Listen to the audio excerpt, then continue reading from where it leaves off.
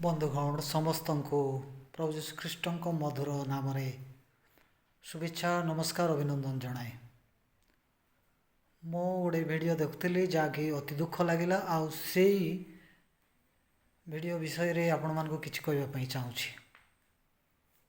ଦେଖନ୍ତୁ, ୟୁଏସ୍ରେ କ'ଣ ଘଟୁଛି ଆମେ ସମସ୍ତେ ଜାଣିଛୁ। ଆମେରିକା ଏକ ଶକ୍ତିଶାଳୀ ପୁଣି ଖ୍ରୀଷ୍ଟିଆନ କଣ୍ଟ୍ରି, ପୁଣି ତା'ର କି ପ୍ରକାର ପତନ ହେଉଛି ସେ ବିଷୟ ଦେଖିବା। ଆଉ ଆପଣମାନେ ଥମ୍ବନେଲରୁ ଜାଣିପାରିଥିବେ ଯେ ମୁଁ କ'ଣ ଆପଣମାନଙ୍କୁ କହିବା ପାଇଁ ଚାହୁଁଛି।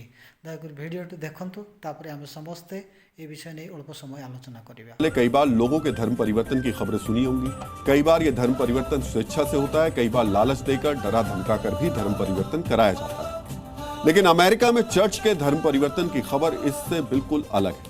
आज आपको अमेरिका में सनातन के प्रचार से जुड़ा यह विश्लेषण बहुत ध्यान से देखना चाहिए, जो आपको समझाएगा कि विदेशों में बसे हिंदुस्तानी किस तरह अपनी संस्कृति को भारत से बाहर मजबूत कर रहे हैं और क्यों स्थानीय लोग 100 साल पुराने चर्च को मंदिर में बदलने का विरोध नहीं कर रहे। सबसे पहले आप इस पूरी खबर को समझिए और चर्च से बने मंदिर के बारे में जानिए।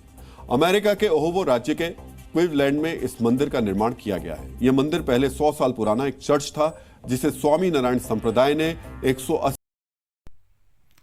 ଭିଡ଼ିଓଟି ଦେଖିଲା ପରେ ନିଶ୍ଚିତ ଭାବରେ ଆମର ଖ୍ରୀଷ୍ଟିଆନ ବନ୍ଧୁମାନଙ୍କୁ ଦୁଃଖ ଲାଗୁଥିବ, କିନ୍ତୁ ହିନ୍ଦୁ ବନ୍ଧୁମାନେ ସେମାନେ ଖୁସି ହେଉଥିବେ ଯେ ଆମ ହିନ୍ଦୁ ଧର୍ମ ସାତ ଦରିଆ ପାରି ବିଦେଶରେ ମଧ୍ୟ ଆଜି ପ୍ରସାର ହେଉଛି।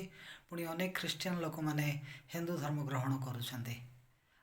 ଖୁସି ହେବା ଏକ ସ୍ୱାଭାବିକ କଥା, କାରଣ ଅନ୍ୟ ଧର୍ମର ଲୋକମାନେ ଯଦି ଆମ ଧର୍ମକୁ ଆସନ୍ତି ତାହେଲେ ସମସ୍ତଙ୍କୁ ଖୁସି ଲାଗେ, ଆଉ ଲାଗିବା ଉଚିତ ବି।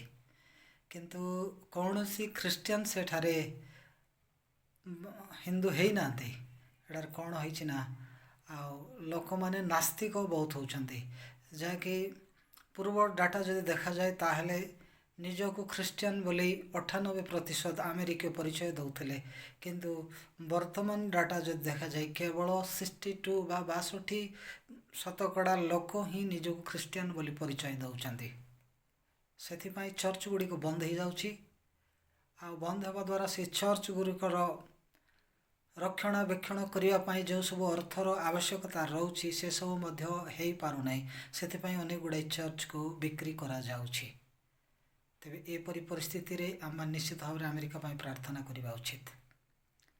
ଆଉ ଏହି ସମୟରେ ପ୍ରଭୁଙ୍କ ଏକ ବାକ୍ୟ ଆମମାନଙ୍କୁ ମନେ ପକାଇ ଦିଏ, ଯାହାକି 2 ତିମୋଥୀ ତାର 3 ପର୍ବ 4 ପଦ। ଶେଷ କାଳରେ ଲୋକମାନେ ଈଶ୍ୱର ପ୍ରିୟ ନ ହୋଇ ବିଳାସ ପ୍ରିୟ ହେବେ। ବର୍ତ୍ତମାନ ଆମେରିକାର ଲୋକମାନେ ସେମାନେ ଈଶ୍ୱର ପ୍ରିୟ ନ ହୋଇ ବିଳାସ ପଛରେ ଧାଉଁଛନ୍ତି, ପୁଣି ନାସ୍ତିକ ହେଉଛନ୍ତି। ସେଥିପାଇଁ ଆମମାନଙ୍କର କର୍ତ୍ତବ୍ୟ ହେଲା ସେମାନଙ୍କ ନିମନ୍ତେ ପ୍ରାର୍ଥନା କରିବା। ଧନ୍ୟବାଦ।